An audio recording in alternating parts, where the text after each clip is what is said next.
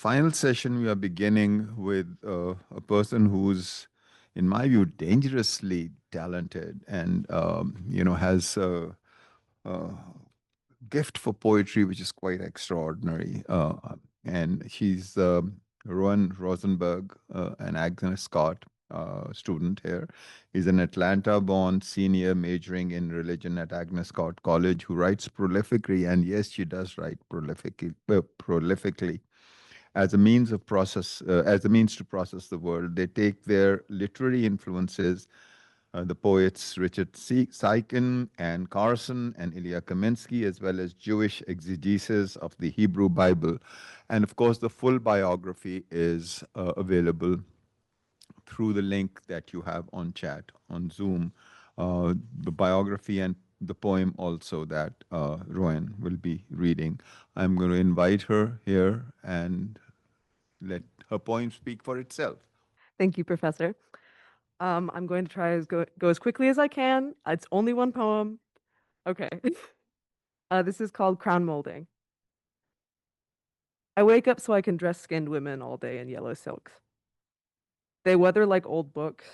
They curdle and blanch under the sun glances, moths gone bad that slink away from light. They tell me small and rare mysteries. They gift me cobalt, deuterium, and glass glitters. Ages of black guns are buried in the mud by the creek here. We walk out there at night, the peeled girls and I. We take our metal detectors. We become hunters between the rushes and thick roots. Their linen shirts get dark with murk, my girls. They fish out a pistol and wave it like a carnival prize, the stupefied little goldfish in a plastic bag. Wonder crossed. I wrap myself in theoreticals and unspool them as I go, peopling the landscape like slipping sulfides come down red from the mines. I cast a wide sound as I make the way open to me.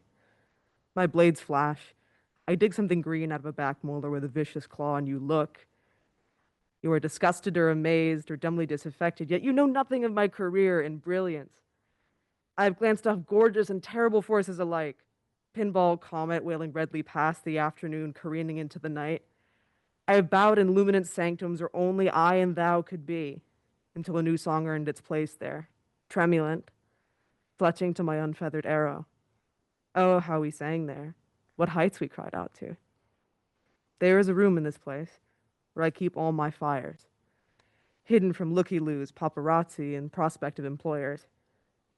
I temper each one. I give it a name. Sometimes I slip them into my pockets and walk down the highway. They like to watch the plastic bags billowed by the cars passing by. They are innocent. They cannot act in the pursuit of evil, but they are immense, and plastic people cannot be trusted with things so vacillating and unspoiled. I have tempered my sweet fires. I have cast my stones into the river, and they fell so soft into the running water like baby dolls thrown down the stairs. I have stood and prayed here many times, melting and casting thin figures of woe downstream. But my watcher cannot wade here with me. My watcher, Vicegerent deer, would cut the water like a hot iron into lard. So when I stand in the cold eddy, she's all hands and talk, just a honeysuckle breeze on my ear. Oh, how I make her cry when I am bad. How I make her happy when I am bad and laugh about it. Warm, warm yellow glow. After burns of hands that messengers and shades cross this body with, yet a slavering hunger emits from me like haze. Zeal for sweet fruit, bodies and skin, sharp and bright, that sulfur-colored hexagram. So long ago, for so long, I think, I was sunk in the tar with that bad voice, and I forgot her, my watcher's name. After fingering my own wound bored me, finally, she was there as I looked up, and I have not forgotten it since. I think we speak often of desire, of belief, yet what do we talk of resonance? When can we ever speak briefly to say some things can be known only in the dark when you are desperate? Can I speak briefly? Can I say that I feel her here, beating and pulsing under my lungs like plasma in a glass ball? All that time in her roost makes me smell like her, and I know you understand what I mean. So would you honor me this one kindness? O ye faithful, if I am a liar, tack me on the nearest cross. But if I merely disturb you or stir you, stay your venoms until the end of my story. Trust me as a man that when I say I can't make the motor turn over, when I stand in the cold shower with all my clothes on and cry out, when I dream of split and segmented girls made meet in the dirt, she leans close to kiss my ear. All the world shaking me down for pocket change, but she doesn't let me crawl into any elegant, despondent shapes. No, she's cooing to me. Some warning. You better swim fast, Remora. Better find a kinder body than them stick people to cling to, as this tide pulls fast and cruel against the bottom of the firmament. She lays her head, glowing, on my shoulder. So hot she is cold. She tugs me at the belt loops from the top of my head, or I am threaded into God's woven world. If I were not she, if she were not my star and winged blade, I would let her mellify me, saturated, uninhibited with lickable love, putrefaction, affections melting us like wax until we are no longer delineated. It is cruel, it feels, to stop dragging the body behind me. Oh God, why do I feel more sophisticated when I play with broken things? Why is misery industrious? My dolls have black eyes and missing teeth, some have bowed legs, some miscarry or hemorrhage in the third trimester. It's so stupid to be devastated over nothing. Everything you can touch or name is devastated and peeling apart. Invent any tragedy you like, any fiction that gives you some feeling of control, but a bruise and a sea of beheadings can garner no sympathy. So I was stupidly interior, swept by swooning over nothing pains. But I fear the hands, the real flesh and bone, the groping fingers who call me a name I do not own. Can't you fucking hear it? Squirming gold coruscation, the clicking of many carapaces in full automatic magazines. Prions and amoebae, eternal contamination. I have to live with this eternal, terrible film covering my throat and tongue every moment in the space between each breath. That's why I crawl into bed at night, after zipping up the peeled girls into new suits, after I've watched them take up silver candlesticks in each hand, flame spitting wax over their newborn knuckles, after I sing them farewell as they cross the quaggy earth and step into the river, after I cry and sing and say their names as they enter the water and dissolve completely. And I wake up every morning, astonished to remain living.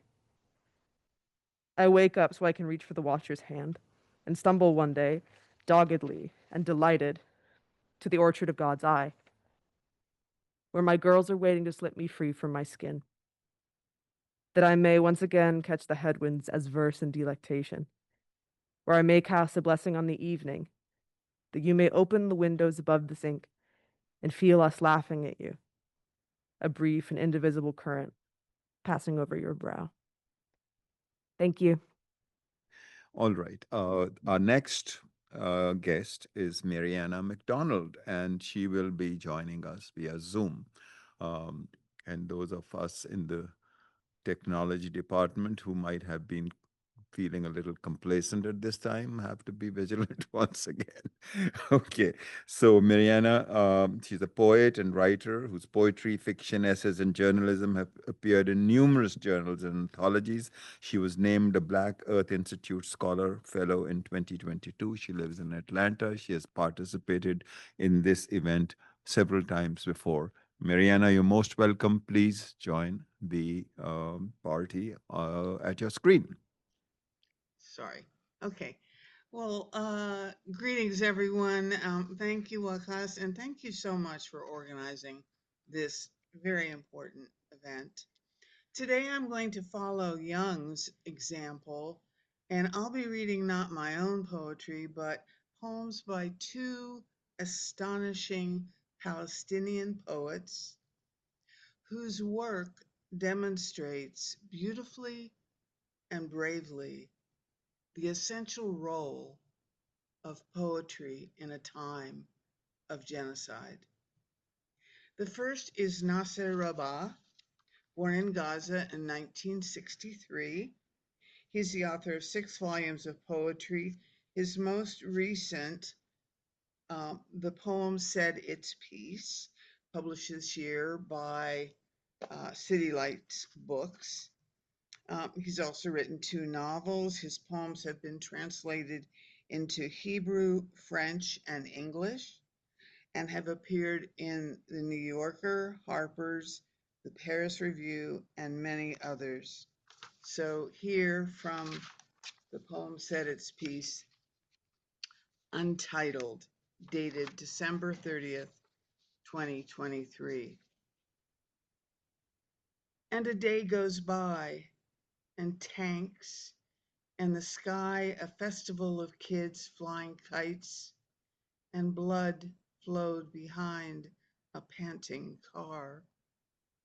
And a day goes by, and the planes and the tent of the displaced makes a bet with time, winter is late.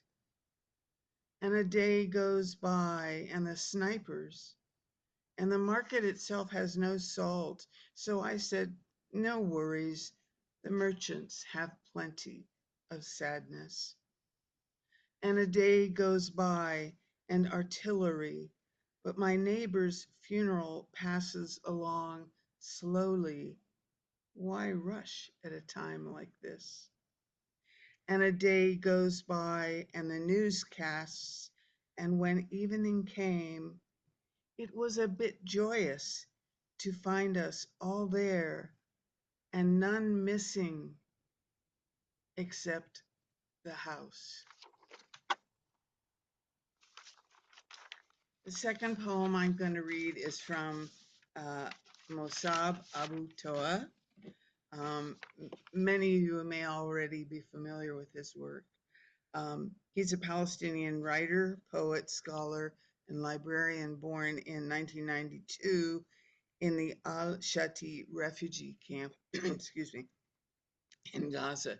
His debut book of poetry, Things You May Find Hidden in My Ear, um, also City Lights book, thank you City Lights, won the Palestine Book Award and and an American Book Award, and was a finalist for the National Book Critics Award.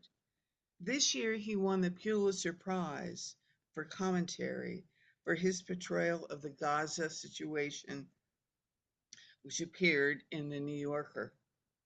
He's the founder of the Edward Said Library, Gaza's first English language library, which was destroyed by Israeli bombing. So we will have to help get that back up and going. In November 2023, he was detained by the Israeli army when he was trying to flee to Egypt with his family. And after international pressure, he was released. And he has since worked as a chronicler of the genocide from afar. And I'm going to read what a Gazan should do during an Israeli airstrike. Turn off the lights in every room. Sit in the inner hallway of the house, away from the windows. Stay away from the stove. Stop thinking about making black tea. Have a bottle of water nearby, big enough to cool down children's fear. Get a child's kindergarten backpack and stuff tiny toys and whatever amount of money there is, and the ID cards and photos of late grandparents, aunts, or uncles, and the grandparents' wedding invitation that's been kept for a long time. And if you are a farmer, you should put some strawberry seeds in one pocket and some soil from the balcony flower pot in the other, and hold on tight to whatever number there was on the cake from the last birthday. Thank you. Now, the next poet that we have is an Agnes Scott student, Sarala John, and I'm calling upon her to come and share her poems with us. She's a second year student here at Agnes Scott with a passion for creative writing in all its forms. By the way, she's from South India, and just wanted to mention that as well. that is something to be recognized too. Poetry is especially dear to her, as she says, as both her mother and her apacha or apacha, is that correctly pronounced? Grandfather are poets themselves. Oh my God, really? It's a family of poets. They speak and it comes out in lyrics and stanzas. And can you imagine? This is what happens. Oh my God, in families. Generational third culture stories resonate deeply with her, and telling them beautifully is an honor she hopes to steward well through every word she writes. Beautiful words chosen by her. This is the biography that she provided me that I'm reading from. The rest of it is, of course, available through the link. Sarala, please come to the mic and share your poem. Hey everyone, I'm going to be reading two poems. The first of these is called Mainly. Adorning your skin and telling a story only your kin can decipher. I form delicate mandalas bordered by intricate petals and refined patterns. Templates translate into coded messages that I submit to, bending and breaking at the beck and call of a gentle, practiced hand. I curve and stretch and am exposed to the world with you. I hold your hand as you step over the threshold, otherwise unaccompanied. I am the only witness to the secrets in the dark. I hide the initials to bring you mirth and time. With my velvety brown paste, I shower blessings on Chechis on their wedding days. It's your turn, Yad. Somehow, I am precious amongst rippling folds of saris, exquisite threads of gold and saffron. We share the shadow of an intimate glory. That is my prayer for you and for us. Blending in seamlessly with your scape, still I am ever recognizable, cherished. Now I remind you of where you came from. You are formed of the same desi dust my roots drew life from. You are dewy with the same monsoon rain that drenched my slender stems. Before I was crushed in reverent tolerance that you might be laced with my silken embroidery. We are now one, you and I, melded on the canvas of your supple arms and palms, even as I fade away, abandoning your skin. We will meet once more, where all things go to rest, when you return to the dust we both bear. Next is a poem called My Neighbors.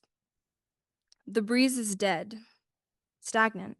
Like the water in my eyes, it is unstirred by the circumstances. Every place my weary feet have ever trod is full of humans. Beautiful people, terrible people. They frighten me with notions that I will never be as beautiful as them, or that I am already as terrible as them. Trapped in this warped cycle of fear that the faces pressed up against my mind's thin glass are pools through which my own reflection emerges. I do not want to be like them. I want to be like him. But it is so very hard. I am trying, constantly trying. Yet I grow tired of refining my rebellious soul. It is easier to leave other people stranded, just as they have left me.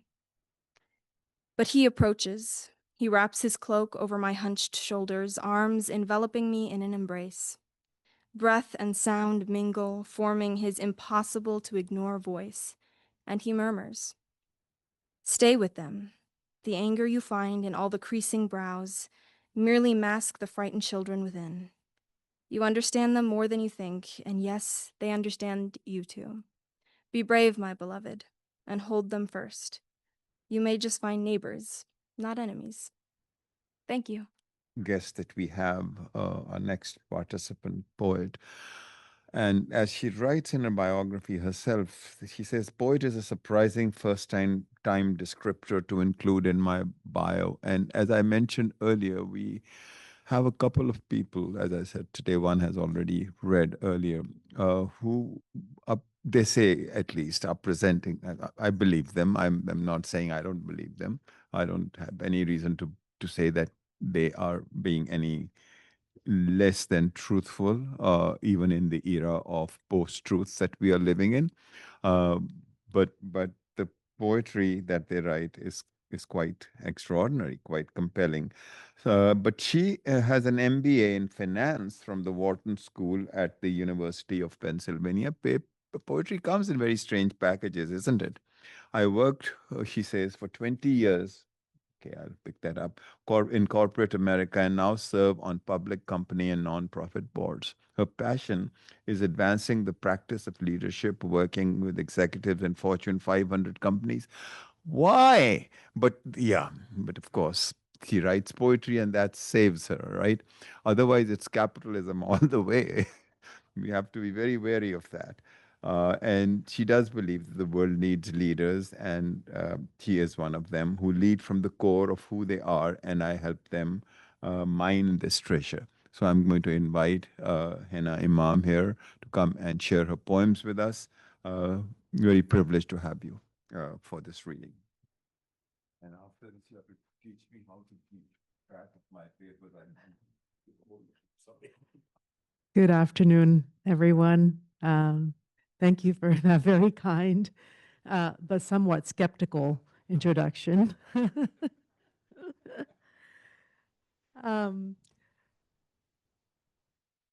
I am surprised about this newfound love of poetry.